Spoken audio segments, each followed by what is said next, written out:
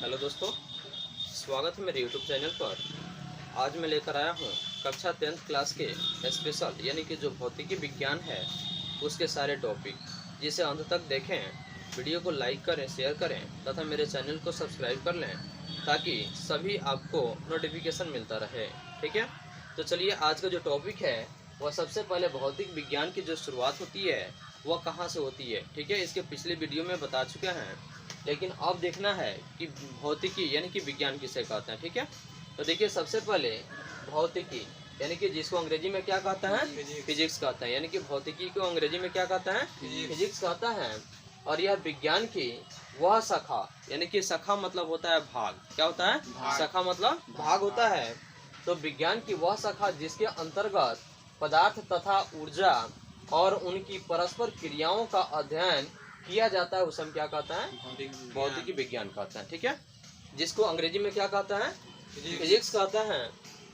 और यह यानी कि विज्ञान की वह शाखा यानी कि विज्ञान की वह भाग, शाखा मतलब भाग होता है। ठीक है ना, तो विज्ञान की वह शाखा जिसके अंतर्गत पदार्थ, कोई वस्तु अगर देख लिए, सभी वस्तु क्या है, पदार्थ है, किसी न किसी रूप में वो पदार्थ है।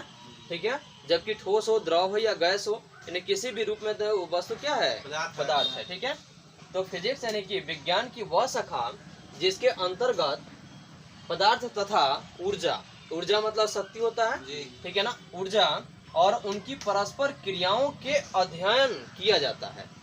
किसका अध्ययन किया जाता है, यानी कि यहाँ देखिए पदार्थ तथा ऊर्जा के और उनकी परस्पर क्रियाओं का अध्ययन जहाँ किया जाता है उसी को हम क्या कहते हैं, भौतिकी कहते हैं। ठीक है ना, समझ में आया। अब इसके आगे हम देखेंगे कि सबसे पहले 10th क्लास का जो चैप्टर जो शुरू हो रहा है भौतिकी का, उसमें सबसे पहला प्रश्न जो है वो है आपका क्या है, प्रकाश। क्या है, प्रकाश। तो सबसे पहले हम देखते हैं कि प्रकाश क्या है। तो प्रकाश का शाब्दिक अर्थ होता है लाइट यानी कि उजाला। ठीक है ना, तो देखिए सबसे पहले प्रकाश यानी कि ऊर्जा का ऐसा रूप या ऐसा स्रोत या ऊर्जा का ऐसा कारक जिसकी सहायता से हम किसी भी वस्तु को आसानी से देख सकते हैं। अगर प्रकाश नहीं होता तो कोई वस्तु हम लोग नहीं देखते, नहीं देखते ना।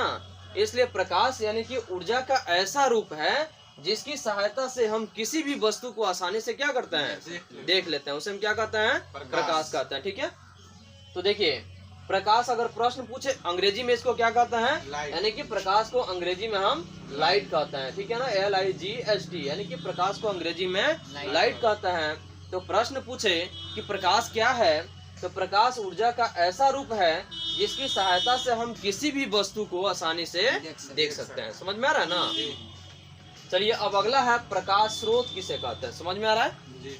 तो देखिए सबसे पहले प्रकाश स्रोत किसे कहते हैं। स्रोत मतलब होता है यानी कि जिन रास्ते के माध्यम से हमें किसी चीज की प्राप्ति होती है उसी को हम क्या कहते हैं, स्रोत कहते हैं, यानी कि उसको स्रोत कहते हैं। लेकिन हमें प्रकाश पड़ रहा है ना, तो प्रकाश जिन स्रोत यानी कि जिन माध्यम से, स्रोत का अर्थ होता है माध्यम। ठीक है ना, यानी कि प्रकाश जिन माध्यम से हमारे पास आ रहा है उसी माध्यम को हम क्या कहते हैं, प्रकाश का स्रोत कहते हैं। ठीक है, तो देखिए इसकी परिभाषा, यानी कि जिस वस्तु से प्रकाश निकलता है उसे प्रकाश स्रोत कहते हैं। यानी कि प्रकाश जिस रास्ते से निकलता है ना, या जिस वस्तु से निकलता है उसको हम क्या कहते हैं, उसे हम प्रकाश स्रोत कहते हैं।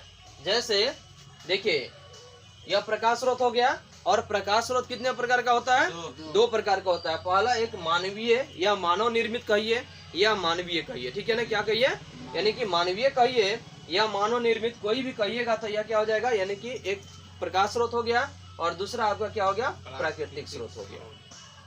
यानी कि प्रश्न पूछे कि प्राकृतिक स्रोत कितने प्रकार का होता है तो सीधे कहिएगा दो प्रकार का होता है। पहला कौन, एक मानवीय या मानव निर्मित स्रोत और दूसरा प्राकृतिक स्रोत।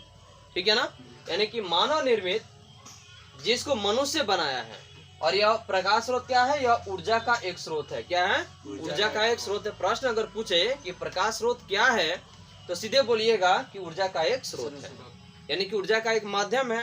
ठीक है, तो देखिए सबसे पहले हम देखते हैं कि मानवीय स्रोत या मानव निर्मित स्रोत किसे कहते हैं। यानी कि प्रकाश का ऐसा स्रोत या ऐसा माध्यम जिसे मानव ने खुद अपनी मेहनत के बल पर या अपने दिमाग से उसको बनाया, अपनी तकनीक के सहारे बनाया है, उसी को हम क्या कहते हैं, मानव निर्मित स्रोत कहते हैं। जैसे लैंप, यानी कि लैंप को किसने बनाया है?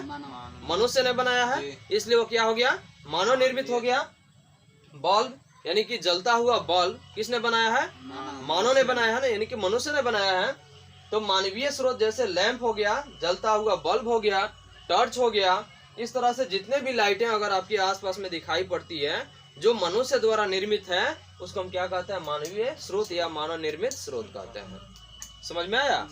उसके बाद अगला है प्राकृतिक स्रोत, यानी कि जिसे मानव ने नहीं बनाया है, यानी कि प्रकाश का ऐसा स्रोत जिसे ईश्वर ने खुद को ही बनाया है, यानी कि वह मानव के सहारा से नहीं बनाया, उसे हम क्या कहते हैं? उसे हम प्राकृतिक स्रोत कहते हैं। जैसे देखिए सूरज और तारा, तो सूरज क्या है? यानी कि सूरज एक प्राकृतिक स्रोत हो गया, क्योंकि सूरज को किसने बनाया है?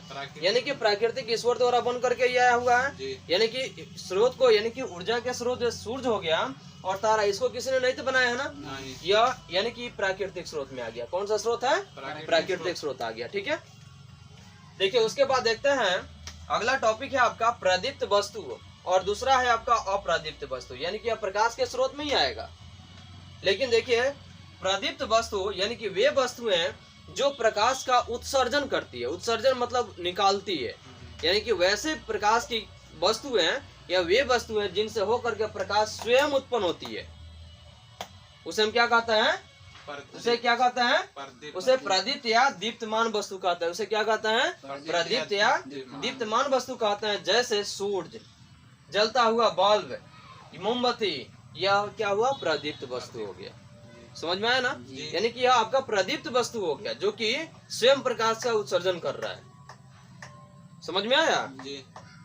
तो इसका सही परिभाषा होगा, वे वस्तुएं जो प्रकाश का उत्सर्जन करती है उसे हम क्या कहते हैं? प्रदीप्त या दीप्तमान वस्तु कहते हैं। ठीक है, उसके बाद है अप्रदीप्त वस्तु। क्या है?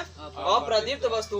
तो अ मैंने नहीं, इसका सबसे आसान तरीका समझिएगा, अ मैंने नहीं।